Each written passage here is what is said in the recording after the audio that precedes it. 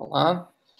Hey guys, this is Phil ABATECOLA. Welcome back to Distant Signal and the third episode of State of Play. Today we're talking to Ken Stewart.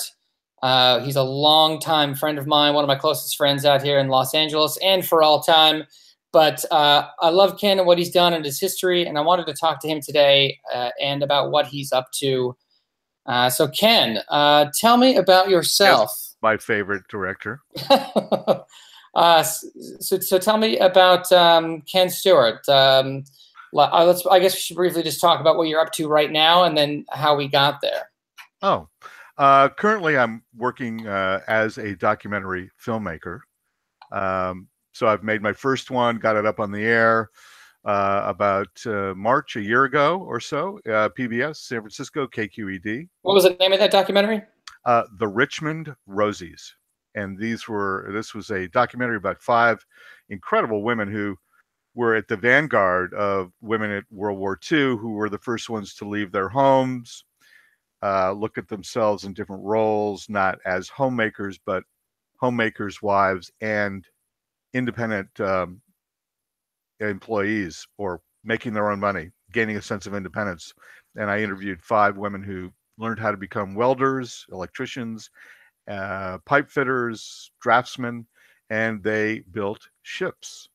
And you're now doing sort of a companion piece to the Rosies, right? Well, it's a companion piece in the sense that it's about World War II. Okay. But it is a different theme altogether. It deals with Port Chicago and the incident at Port Chicago, which was a tipping point for the desegregation of the Navy, and then which led to the desegregation of other branches of the military. And before documentaries, you worked in the studio system, right? I did. I was a senior vice president, director of creative services or advertising.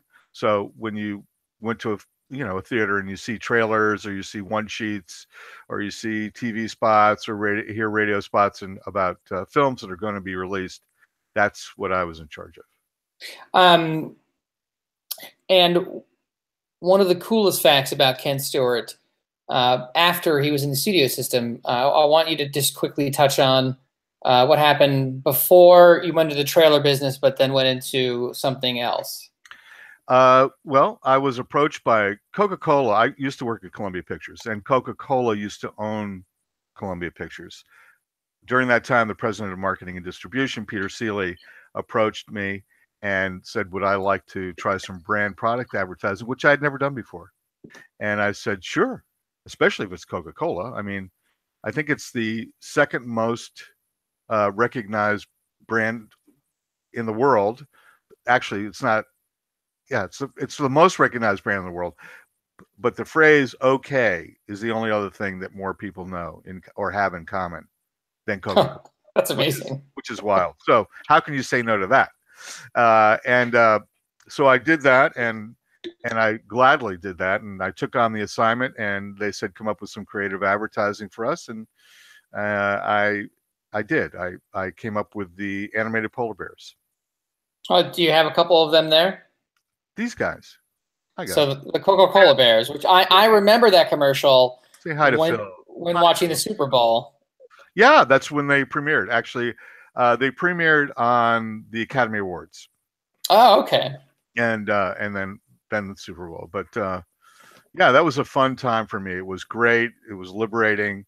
It was just a fun thing to do, and I was, it was a fresh experience. So sometimes when you go to something that you've never done before, you go with fresh eyes and fewer expectations, a lot less sense of rules and constrictions and so forth. Even though normally, working with a Coca-Cola company, you have lots of restrictions and lots of rules, but it was a whole new paradigm. They had come to California. They were working with CAA, and the first time to my knowledge, it was the first time they were working with Hollywood. And so the rules didn't apply. For instance, it was one of the first times, if not the only time that I know of, where I submitted a commercial which did not have wall-to-wall music and wall-to-wall hero shots in every frame. You know, on the Bears, it's just sound effects, and at the end there's what they call a gliss, or used to call a gliss, which is just a little boom when the Aurora Borealis hits, and then you see what they call the hero shot, which is the Coca-Cola logo with the bear drinking the Coca-Cola. And that was the only time that normally they just fill it up, pack it, you know. So yeah, I remember that commercial being very quiet compared to a lot of the other ones. yeah, it cut through the clutter that way, don't you think? Yeah, very much so. Thank you. Well, I'm not saying that you did that, but I did, Phil.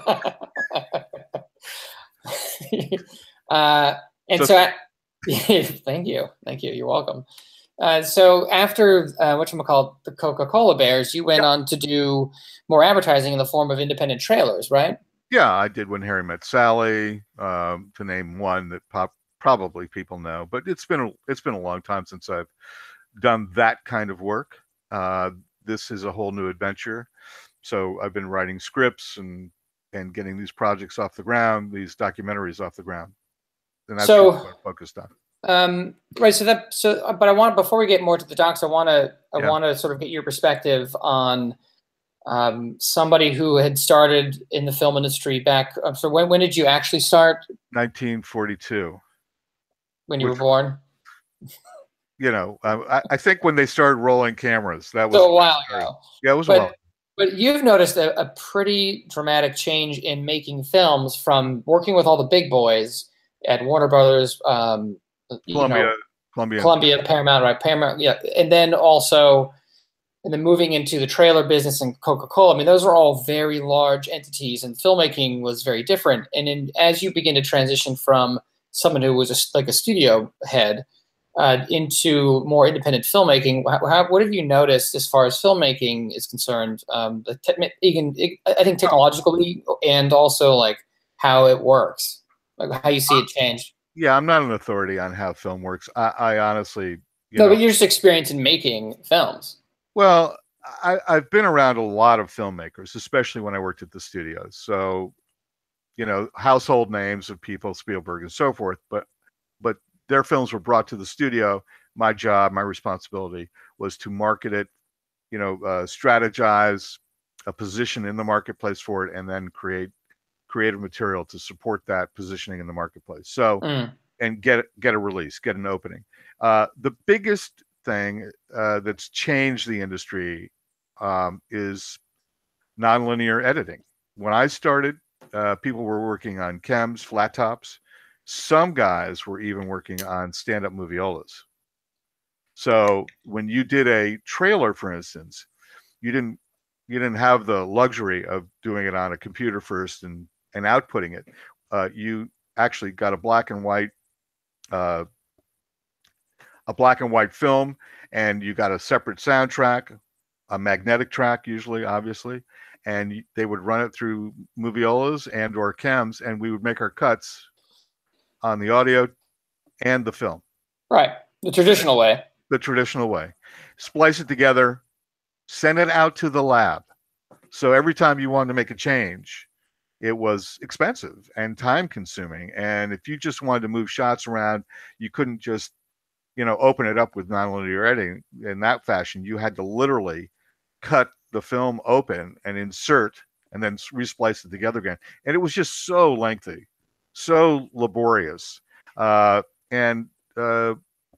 when that changed, and there was a couple of steps before nonlinear editing came into being, there was the montage. I don't know if you know anything about that. Is that Ford Coppola's system? Yeah. Mm-hmm.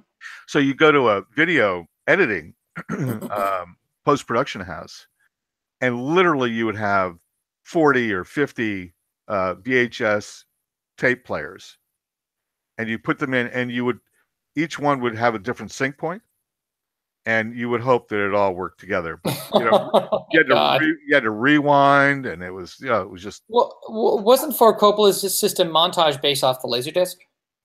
It might have been. I'm not enough of an aficionado to tell you that, but I think it actually Lucasfilm had one as well called the Droid system. Wow. Okay. Yeah, and so everybody was experimenting with it. And then eventually, you know, Avid came through with non-linear editing, and it just busted everything open. And what that did was it really, you know, for us, it was great. We thought, wow, we'll be so much more efficient. We'll, you know, get work in and out, because, you know, you're always working where I was working. You always had deadlines, obviously, and you always had a budget, and you tried not to go over those budgets because normally you wouldn't get paid. But when nonlinear editing came in, we had great hopes and dreams that things would be so much more efficient. But really what it did was it said to everybody on the studio side, oh, well, we can have more choices now. So now you can do unlimited versions in, you know, a day. And there was no way to convince them that that really wasn't a good way to work. And it sort of got ingrained, I think, in the system. What do you think? It sounds like it. From what I've heard, the trailer, from what I know, the trailer business, which is very little, it seems like you have more of trailer farming rather than picking an editor to edit something. You get a dozen editors to do all their own versions, and then it sounds like you have one or two lead editors that will sort of pick the best bits from all those guys and then polish a version, and that's the trailer. Yeah, and then that's done with a couple different houses. So it's dozens and dozens of people trying to try to provide an infinite number of choices. Yeah, so that people can sit somewhere and go, that's what I like. Yeah. When I started out, it was frankly more along the lines of, this is what I want, this is the vision. So they had a map. Well, they're much more planned. I was watching the Neverending Story trailer, and it was a very deliberate explanation with even voiceover of the characters, who's in the movie, what it's about. I think maybe even like how long it is. Like it might say 2 hours of romp stump fun, right? You know, so yeah, it was very deliberate. Now trailers feel more centered on convincing you that the movie is something that it probably isn't. Yeah, I mean, that's true. That is true. When I was doing it, I hope I'm not sounding too whatever snobbish, but I thought there were a lot of really, really creative people involved in the trailers, and they were given their reign. You know, it's a little bit like Mad Men. You know, sure. So, you know, in the series of Mad Men, of course, John Hamm's character was a creative genius. He was a creative director, right? And they were like gods. Well, in a sense, trailer makers, when I first started doing it, houses were called boutiques. They weren't called vendors. You know, even the term vendor makes it, you know, it sort of belittles it. Boutique, that's so like Silver Lake Coffee House. Yeah, it was we used to think of trailer makers as artists in their own right. And they were treated as such. So they had a certain level of respect, which I don't know that they have anymore. As you were saying, it's really more like factory work, in my opinion. I don't mean to belittle trailer makers, because I think they're great. No, but that's what it sounds like to me when I hear the stories. It sounds like a factory line. It is. I mean, because you're looking for your greatest efficiencies now, and studios want more, and they want it at half the price, and they want it in half the amount of time, which is what every industry does that gets more automated. They just want more, and they want it for less. Sure. Why not push it? So they do. And now, I mean, that's one of the reasons I got out of it. I like to make a living, and it's hard work to try and please everybody and come up with something that's creative. You know, I mean, if I were pressed right now by you, which you don't do, and I appreciate that. But if I were pressed, if you said to me, ask me, Ken, you know, name a marketing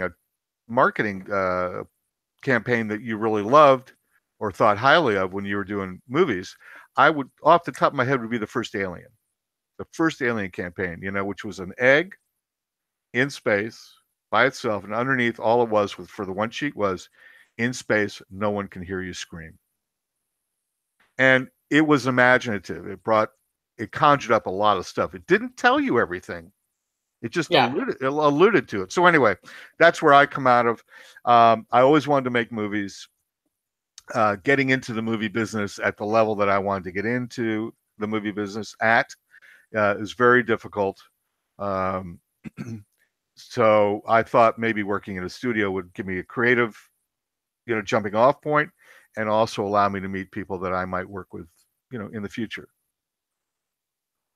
And so you noticed this big transition technologically, yep. editing wise. And I seem to remember being in college when that transition was happening as well. So I edited my first film in college on actual film, even though before when I was at home, I was shooting all video, but I actually shot in film and edited in film. Wow. And I did tape to tape editing. And then finally, my last year, I think we got one of the first Avids for the school, or the first Avid. Oh, wow. It was amazing. I never wanted to touch film again. And so by the time I left college, it was all video all the time. Well, now you can, it's great because you can shoot on, right? You correct me if I'm wrong, but you can shoot on video. It's akin to shooting on film, and you don't have to deal with the film at all. So you can go for the film look. Yeah. Yeah. And that's sort of, I think that's what I was trying to get at before, noticing how the industry's changed. I think that you hit on a point that I wasn't thinking of, because I was thinking cameras, or I was thinking sort of attitudes in the industry. Yeah. You touched on editing, but also I was thinking of camera. And now you transition from trailer work into totally independent documentary filmmaking, and you bought all your own equipment, and you are now a one-man band, all the way up from being a guy in charge of a whole department of making essentially short movies. Short films. Yes, exactly. So you've gone from the upper heights all the way down to a one-man band, because it's sort of the necessity of technology today. And then here we are, just two people sort of making a little documentary about this in real time. Like you've seen film go from completely cumbersome to totally real time and effortless, which is really cool. And now you get to make your movies, your new documentaries in this sort of new ecosystem. What's that like? Oh, it's fantastic. It's liberating. Everybody should do it. I don't mean that, but stay home. No more competition. That's right. It's a little bit like, when the monks were the only ones who could write and draw and create a Bible, if you will. And then the Gutenberg press came and everybody could print. And this is that moment in time, or it was that moment in time. And so it's liberating. I mean, yeah, I seem to remember the Gutenberg press being directly responsible for Europe going to war for like 100 years. Well, that's, I guess, one way to look at it. But it was a dissemination of information and knowledge, right? Right. Okay. Right. Which we're experiencing now on a scale never before seen. We don't even know what to do with all the information. We can't process it fast enough, or whatever. But I thought it was completely liberating, because I had spent a fair amount of time when I got out of the studio system, writing spec scripts and pitching spec scripts and looking for funding, right? Because you need funding. And then finally, when this technology came around that we both love, I said, well, here's a story I want to tell, and I can actually tell it, and I don't need to go and ask permission or ask for money. I can just commit myself to doing something and actually go out and do it. So yeah, I had to spend a little money. I had to buy a camera. I had to buy some, wireless mics, some lighting. And then of course I had to have the platform to edit it on, but that's pretty much it. The rest was all in the old noggin, and just the desire to do it and get out there and do it. So, Francis Ford Coppola said that what he thought was so great when VHS came out, maybe it was beta for him, I don't know, but he said, pretty soon everybody's going to have a camera and everybody's going to be making movies. And he wasn't wrong. I mean, he's pretty close to being right. We've all got smartphones that can shoot. Well, I was thinking about the other day. I think there are 4, 5, 6 cameras in my house. Wow. That's insane. Yeah. Like your studio system. It's totally nuts. I mean, Coppola was right, but he was thinking too small. It's like everyone's going to have 5 cameras, not a camera. Yeah. And, it's funny, you make wild predictions like that, and no matter how crazy it is, it's almost never big enough. Exactly.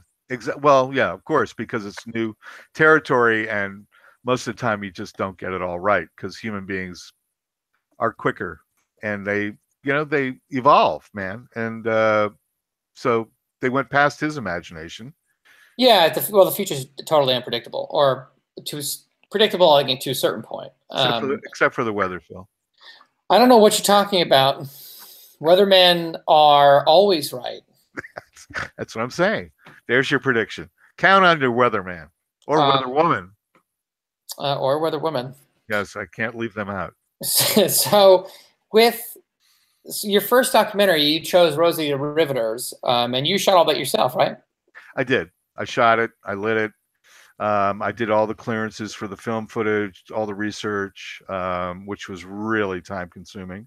You know what? That was the most difficult part of the whole event, was to just go out, find film footage, find stills, and then actually go through all the clearance, all the legal clearance to be able to use them.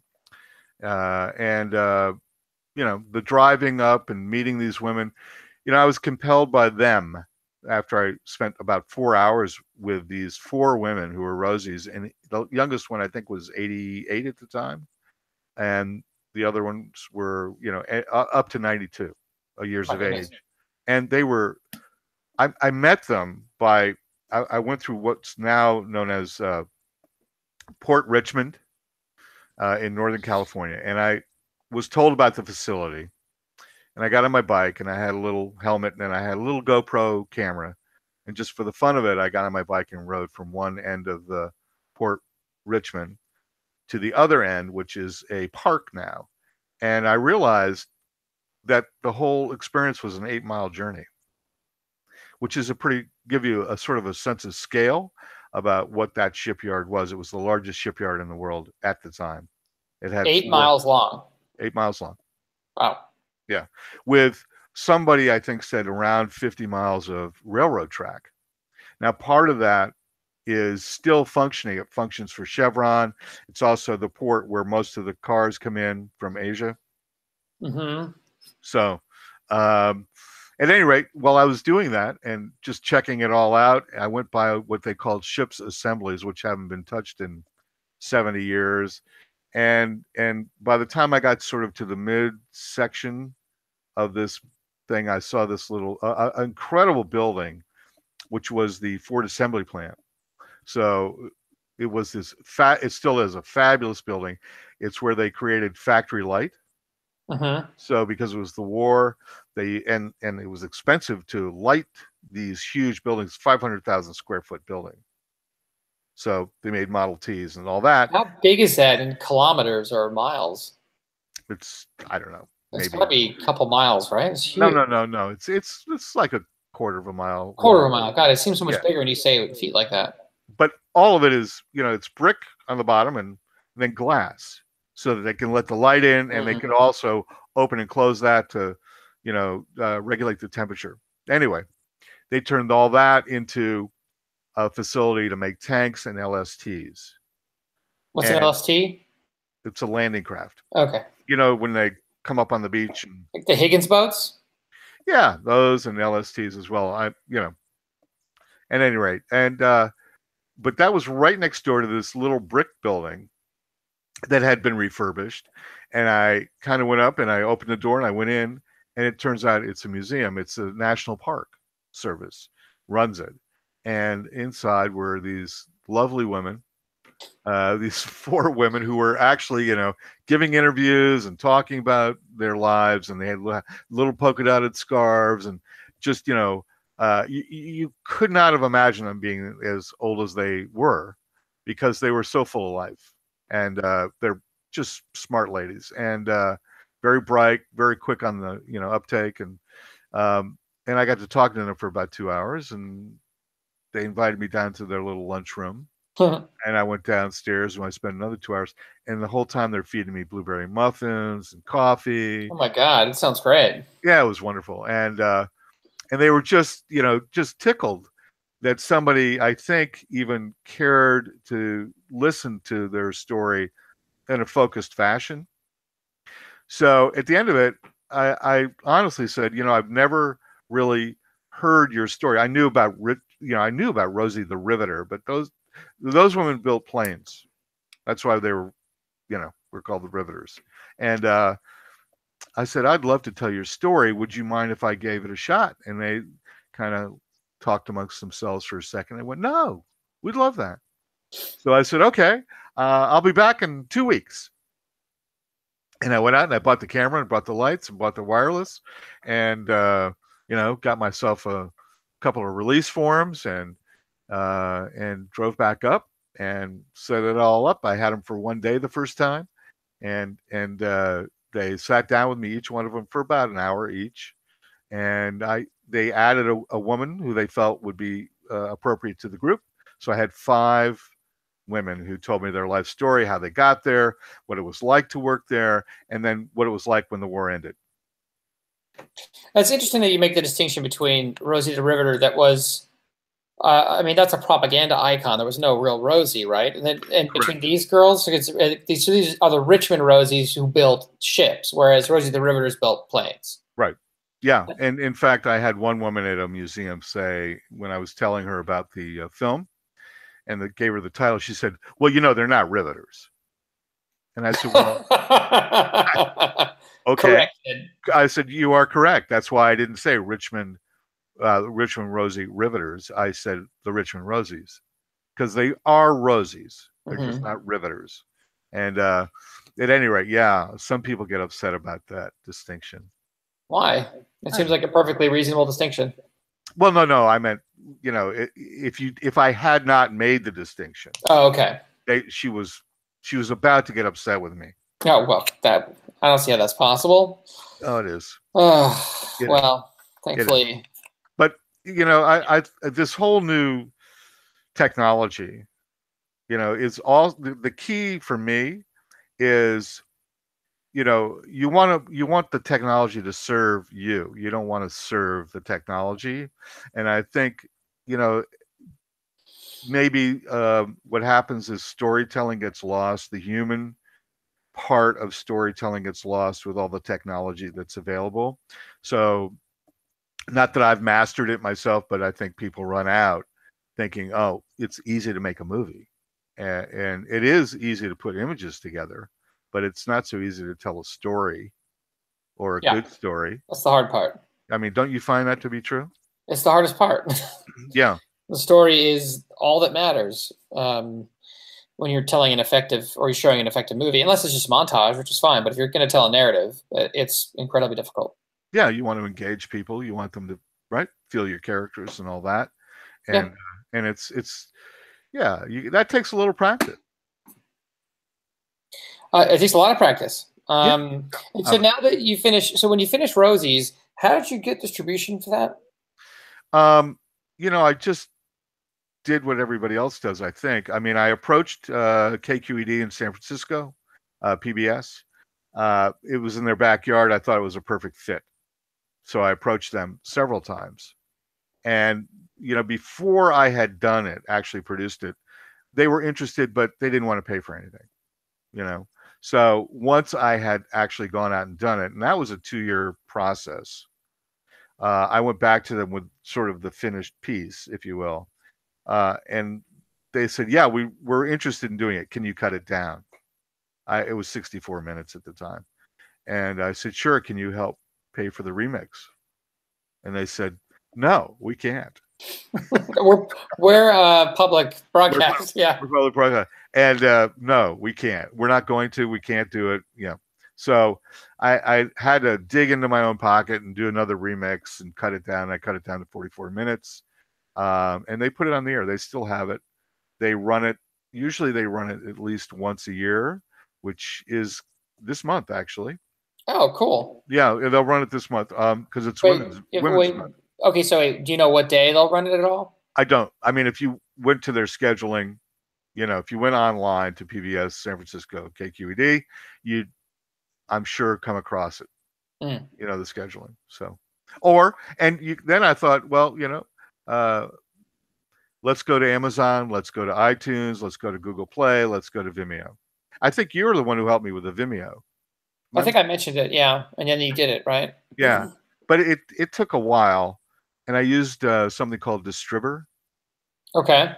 I went to distributor. I paid them a fee, but when I paid them a fee, what they kind of do is they make sure that your project meets all the critical technical specifications that iTunes demands, which is different than what Amazon demands, which is different than what Google Play demands.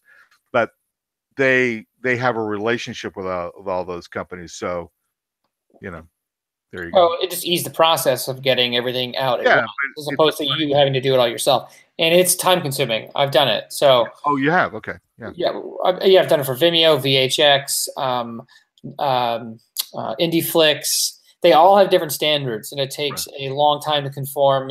So if you did a trailer, every company has a different idea of how they want the trailer to proceed, or have different beginnings and ending titles or graphics. It's a real pain in the ass. Yeah, I mean, I think it's called the Red Book for PBS. And okay. You do not want to even see it. It just scares you away. You know, you actually want to just hire a person to deal with that one thing. Right. It's so thick, and it's got so many technical little legalities and things that they formatting properly. And it's just, for instance, they literally want it down to the frame for the length. And if you don't do that, they will take your film and they will edit it.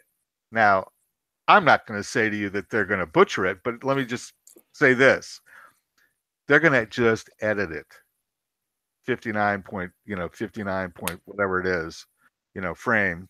And then it's done. And then they charge you for it. Oh, so for that one frame costs you how much? It can cost you whatever they charge per hour to have an editor do it. A few $100. Whatever it is, Yeah. But I'm just saying, so that alone is just a nightmare to deal with, but you got to do it because that's the system. I'm looking forward to the day where you can just do one version and put it into an automatic machine and have it just come out the other end. Yeah, just spit out all the different formats. Yeah. So whoever the next Steve Jobs is, let's pray. Okay. It's probably going to be some lowly programmer in Southeast Asia that comes up with it. Well, I'm happy. I don't care who comes up with it. Right, puts it out for free. It should be great. Yeah, good luck with that. So you finished Rosies, you got it distributed. Now, if I remember correctly, there was a scene in Rosies about Port Chicago, which is your current film. Is that scene still in Rosies, or did you cut it out? I cut it out. It seemed to take people into a different direction, and it seemed disruptive. To me, it was a good break in the middle, but didn't work out that way. But that's great. It's okay. I used it again. Was that what brought you to do Port Chicago, or was it something you always wanted to do and it was just sort of on the way? I didn't know anything about Port Chicago. Honestly, I did not know.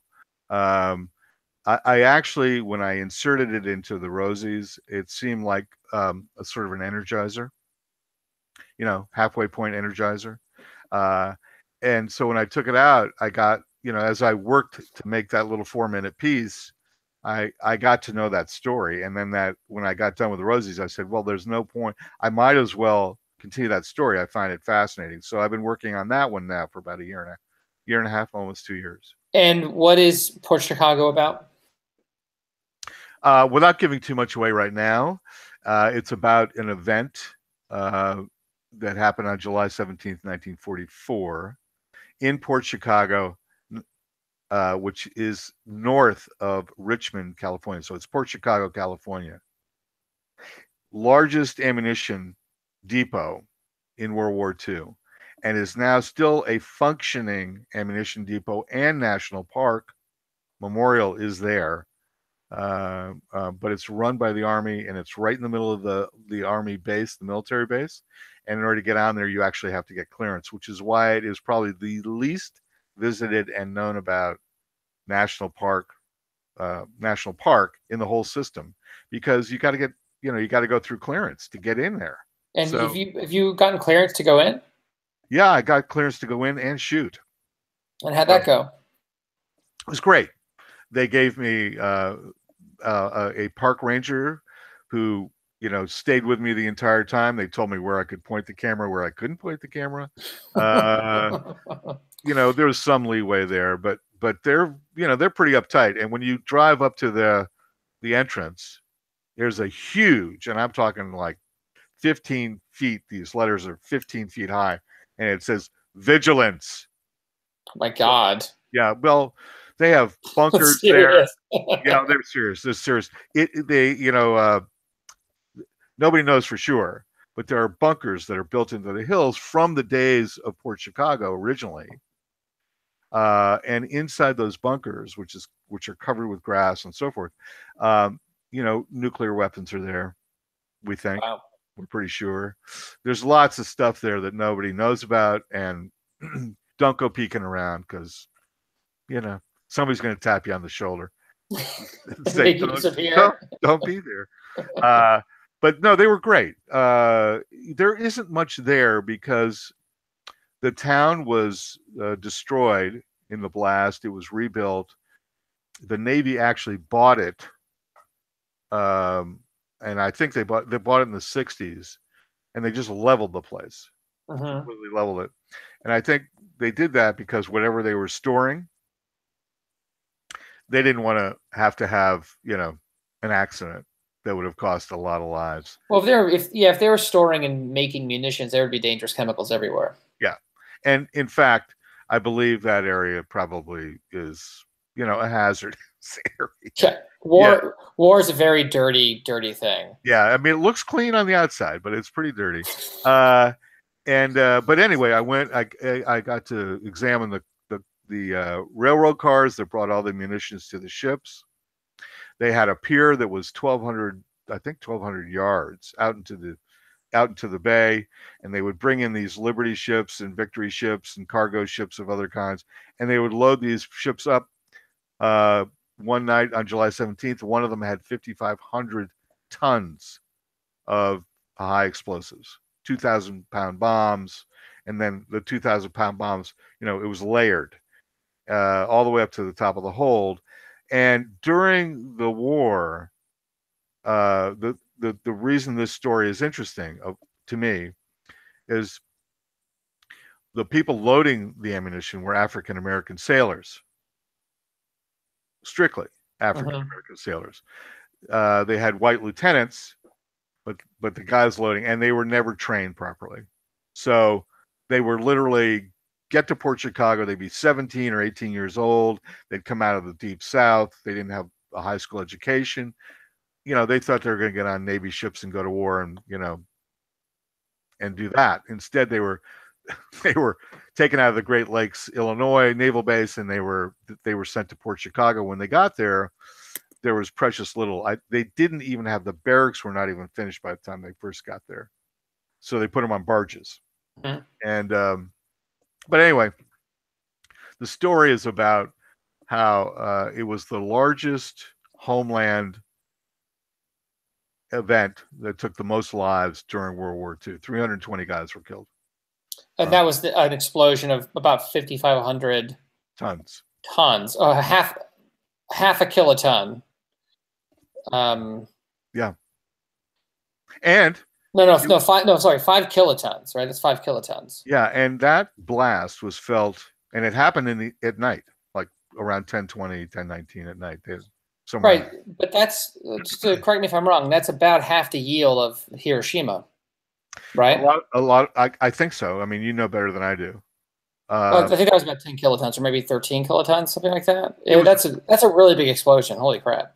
Well, it's interesting. One of the Rosies that I was interviewing for the Richmond Rosies, I found out about this event, and I asked two of them, were they aware of it? Did they notice it? One of them lived 20 miles away. Oh my God. She said, Ken, the night it happened, my doors blew open 20 miles away. It was felt 80 miles away. It was registered as an earthquake. And there were some passing boats, smaller boats that went by on the bay. And when that thing went up, they were just decimated. They were done. They were done. The blast radius would be gigantic. Something like that. That'd be huge. Well, needless to say, it was a huge explosion. It devastated everything. Took 320 lives. Of those 320, 208 were African American, and they spent about a week cleaning up, and then the Navy said, "Okay, we're going to ship you over to Mare Island, and you're going to continue loading ammunition."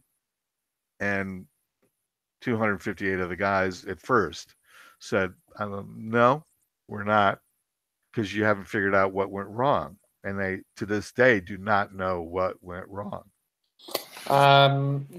They don't know what started the explosion? They don't. What are some of the leading theories? That maybe, all they had were nets, sometimes to lower these big bombs. But, they were always told that the fuses were not put on the bombs, so everything was safe. But what they forgot to mention was the top layer did have ammunition that had fuses on them. So a spark obviously happened. There were 2 explosions. Every witness that could talk about it said that they heard 2 explosions. Boom, and then boom. A small one, so that was obviously the igniter, and then the big one. And the big one took both ships. These were ships. Lifted them up in the air, broke their back, threw them in, they went back into the bay. Only 55 bodies were ever found. In some cases, those were parts only. And so these guys were under tremendous stress, but at that time they didn't have PTSD. Also, my understanding about one of the potential causes was safety, disregard of safety, and odd competitions that officers would hold between men about how fast they could load. I was looking up online in Wikipedia. It was interesting. Yeah, the Navy said, of course, that didn't happen. And the Navy convicted 50 of these guys under mutiny, said that they had in fact committed mutiny, which they really hadn't. What they did was work stoppage or insubordination, if you will, but it wasn't a strict definition of mutiny. But they paid the price. They went through this incredible trial, and they were each one of them convicted of mutiny and given 15 to 18 years. So these were the workers that refused to continue loading until they figured out what was wrong. And because of that, they were sentenced to 15 to 18 years. Correct.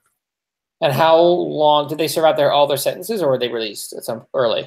They were released after the war ended.